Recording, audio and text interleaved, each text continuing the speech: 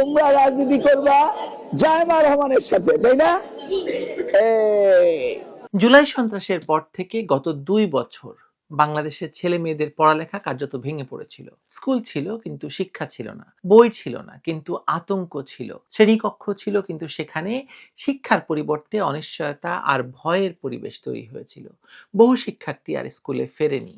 ইউনূস সরকার শিক্ষার্থীদের হাতে সময়মতো বই তুলে দিতে ব্যর্থ হয়েছিল, যা একটি রাষ্ট্রের শিক্ষা ব্যবস্থার জন্য মৌলিক দায়িত্ব ছিল। সেই ধ্বংসস্তূপের উপর এখন দাঁড়িয়ে তারেক রহমানের নতুন সরকার পুরনো শিক্ষামন্ত্রী এহসানুল হক মিলনকে আবার সামনে এনেছে। যে ব্যবস্থা ভেঙে পড়েছে তাকে পুনর্গঠন করার বদলে কেন এমন একজনকে আনা হলো যার অতীতই প্রমাণ করে যে সে শিক্ষা নয়, প্রদর্শনীর রাজনীতিতে বেশি দক্ষ, জাইমা রহমানকে নিয়ে রাজনীতি করাতে বেশি দক্ষ। চলুন বিষয়টি আরো একটু গভীরে যাওয়া যাক।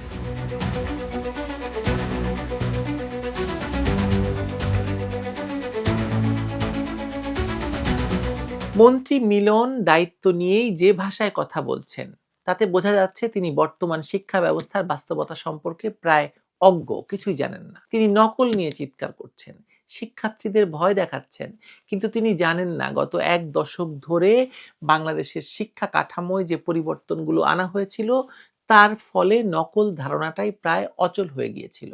মূল্যায়ন পদ্ধতি, সৃজনশীল প্রশ্ন, ধারাবাহিক মূল্যায়ন, এসবের মাধ্যমে পরীক্ষা ভিত্তিক চাপ কমিয়ে শেখার প্রক্রিয়াকে মানবিক করা হয়েছিল। কিন্তু মিলনের বক্তব্য শুনলে মনে হবে যে তিনি এখনো সেই 90-এর দশকের সেকেলে বাস্তবতায় আটকে আছেন, যেখানে শিক্ষা মানে ছিল ভয়, শাস্তি আর মুখস্থ বিদ্যা।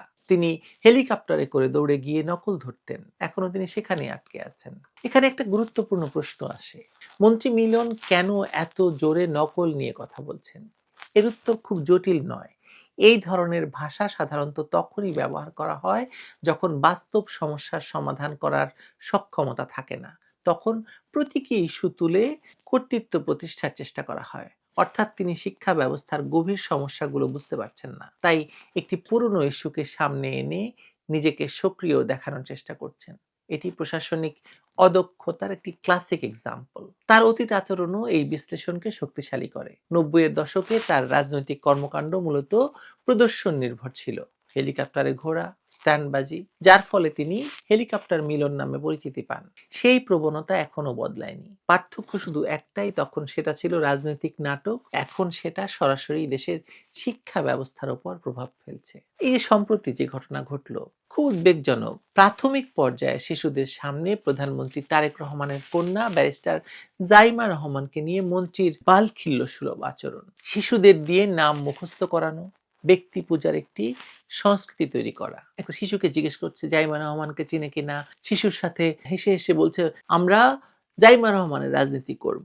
তোমরা রাজনীতি করবা জায়মা রহমানের সাথে, তাই না?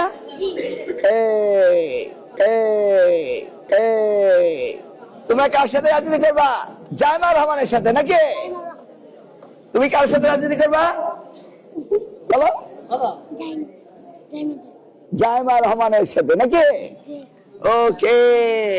আসলে উনি নিজে করছেন জাইমা রহমানের রাজনীতি, শিশু সুলভ রাজনীতি। এটা অশোভন শুধু নয়, বিপজ্জনক দৃষ্টান্ত।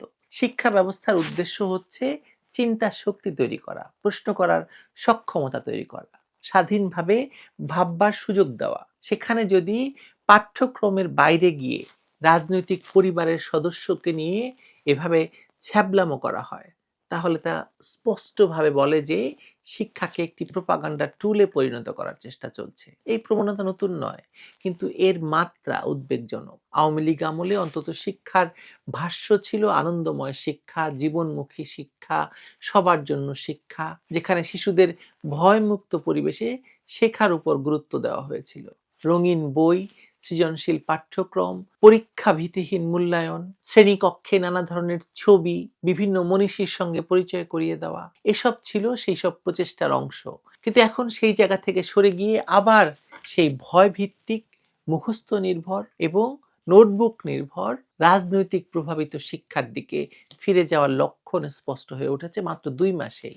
এই পরিবর্তনের পেছনে আরো বড় একটি অর্থনৈতিক এবং রাজনৈতিক প্রেক্ষাপট রয়েছে। শিক্ষা ব্যবস্থাকে কোচিং, বাণিজ্য এবং গাইড বইয়ের বাজার থেকে বের করে আনার চেষ্টা শুরু হয়েছিল আওয়ামী লীগ আমলে। কারণ এই দুটি খাত শিক্ষা নয়, বরং পরীক্ষা কেন্দ্রিক ব্যবসাকে উৎসাহিত করে।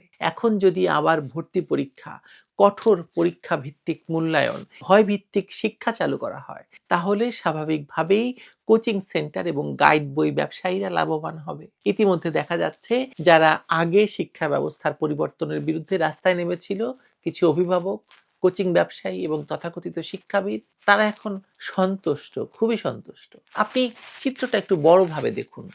বাংলাদেশের জনসংখ্যা কাঠামো অনুযায়ী 1 থেকে 14 বছর বয়সী বাচ্চার সংখ্যা 27%, 15 থেকে 65 বছর বয়সী মানুষের সংখ্যা 66% এবং 65+ মাত্র 7%। সবচেয়ে গুরুত্বপূর্ণ হচ্ছে 15 থেকে 35 বছর বয়সী প্রায় 45% জনসংখ্যা। এই বিশাল তরুণ জনগোষ্ঠী যদি সঠিকভাবে শিক্ষিত হয়, তাহলে এটি একটি ডেমোগ্রাফিক ডিভিডেন্ড হতে পারে বাংলাদেশের জন্য। কিন্তু যদি তাদের শিক্ষা ভেঙে পড়ে, জাইমা রহমানকে চেনাটাই যদি তাদের শিক্ষা হয়, তাহলে সেটি ডিজাস্টার হবে, বোঝায় পরিণত হবে। শেখ হাসিনার আমলে যে শিক্ষা ব্যবস্থার আমূল পরিবর্তনের পরিকল্পনা নেওয়া হয়েছিল, সেটি মূলত এই বাস্তবতাকে মাথায় রেখে করা হয়েছিল। প্রশ্ন ছিল শিক্ষা কি, কেন এবং কিভাবে কার্যকর হবে, আর লক্ষ্য ছিল শিক্ষাকে জীবন, কর্ম এবং মূল্যবোধের সঙ্গে সংযুক্ত করা হবে। একটি শিশু যেন স্কুলে গিয়ে শুধু বই না পড়ে, বরং জীবনকে শিখে বা জীবন থেকে শিক্ষা নেয়, এই ধারণাটি ছিল সেই শিক্ষা ব্যবস্থার কেন্দ্রে। কিন্তু সেই পরিকল্পনাই সবচেয়ে বেশি প্রতিরোধের মুখে পড়ে, কারণ এটি প্রচলিত স্বার্থান্বেষী গোষ্ঠীগুলোর জন্য হুমকি হয়েছিল। এখন দেখা যাচ্ছে এই পরিবর্তনের পথ পুরোপুরি বন্ধ করে দেওয়া হয়েছে। হেলিকপ্টার মিলন এসে জাইমা রহমানকে শিক্ষার আদর্শ হিসাবে প্রমাণ করার চেষ্টা করছেন। যে ব্যবস্থা শুরু হয়েছিল তার উল্টো পথে হাঁটা শুরু হয়েছে। ভর্তি পরীক্ষার মতো পুরনো পদ্ধতি ফিরিয়ে আনার আলোচনা হচ্ছে, যেখানে প্রথম শ্রেণীর একটি শিশুর মেধা যাচাই করার কথা বলা হচ্ছে, কোটা না মেধা। বাস্তবে এটি মেধা যাচাই নয়, বরং অর্থ উপার্জনের একটি প্রক্রিয়া। ভর্তি ফি, কোচিং, প্রস্তুতি সব মিলিয়ে একটি বাণিজ্যিক চক্র তৈরি হয়েছে, যেখানে সবচেয়ে ক্ষতিগ্রস্ত হয় শিশু এবং তাদের পরিবার। আর এই প্রেক্ষাপটে মন্ত্রী মিলনের ভূমিকা শুধু অদক্ষ নয়, ভয়ঙ্কর বিপজ্জনক। তিনি এমন একটি ব্যবস্থাকে নেতৃত্ব দিচ্ছেন যা ইতিমধ্যে দুর্বল এবং তার নীতিগুলো সেই দুর্বলতাকে আরো বাড়িয়ে দিচ্ছে। এর সঙ্গে যদি যোগ হয় রাজনৈতিক প্রভাব, ব্যক্তি পূজা এবং শিক্ষাকে প্রোপাগান্ডার মাধ্যম হিসেবে ব্যবহার, তাহলে ফলাফল খুব স্পষ্ট। শিক্ষা একটি দেশের মেরুদণ্ড, এটি একটি বহুল ব্যবহৃত বাক্য, কিন্তু এর বাস্তব অর্থ এখন বোঝা যাচ্ছে কি হবে সামনে। যদি এই মেরুদণ্ড ভেঙে দেওয়া হয়, তাহলে অর্থনীতি, সমাজ এবং রাষ্ট্র সবকিছু ভেঙে পড়বে। এখন যে চিত্রটি আপনার সামনে আছে তা হলো একটি পরিকল্পিত শিক্ষা ব্যবস্থাকে ধ্বংস করে একটি অকার্যকর, সেকেলে এবং রাজনৈতিকভাবে নিয়ন্ত্রিত ব্যবস্থার দিকে ফিরে যাওয়া।